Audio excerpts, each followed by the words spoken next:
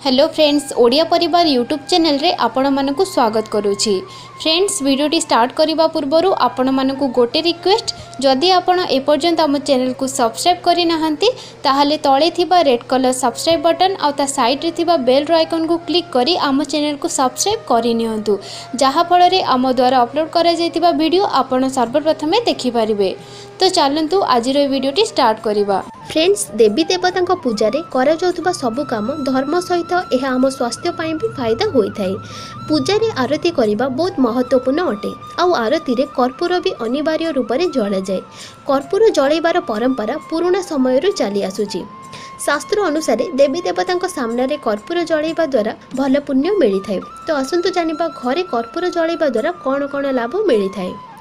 कर्पूर जलैबा द्वारा घरर वातावरण सुगंध और पवित्र होता है। एमिति वातावरण में माता लक्ष्मी सहित सबु देवी देवता आकर्षित होती।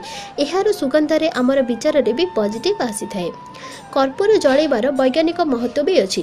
कर्पूर सुगंधित होता है और जलैबा द्वारा यार सुगंध चारिआडे जल्दी जाई थाए। यार सुगंध रे वातावरण में थिबा केते हानिकारक जीव नष्ट हो जाई थाए।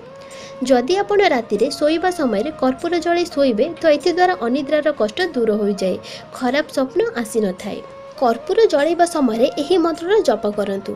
कर्पूर गौरम करुणावतारम संसार सारम भुजगेन्द्र हारम सदा बसंतम हृदयर बिंदे भवम भवामी सहितम नमामि। आरती रे जेबे भी कर्पूर जळा जाए तो एही मंत्र जप करा जाए। एही मंत्र भगवान शिव को आराधना पई अछि। आसंतु जानिबा एहार किछि उपाय विषय। राति रे रोषेई घरर सबु काम सरीबा परे सफा करी गोटे पात्र रे कर्पूर जळांतु। एथि द्वारा पितृदोष कम होइथाय और माँ लक्ष्मी आकर्षित होइथांती।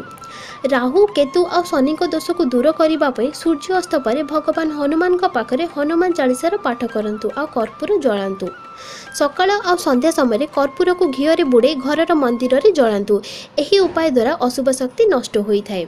तो फ्रेंड्स, यह थिला कर्पूर को जड़ित किछि उपाय।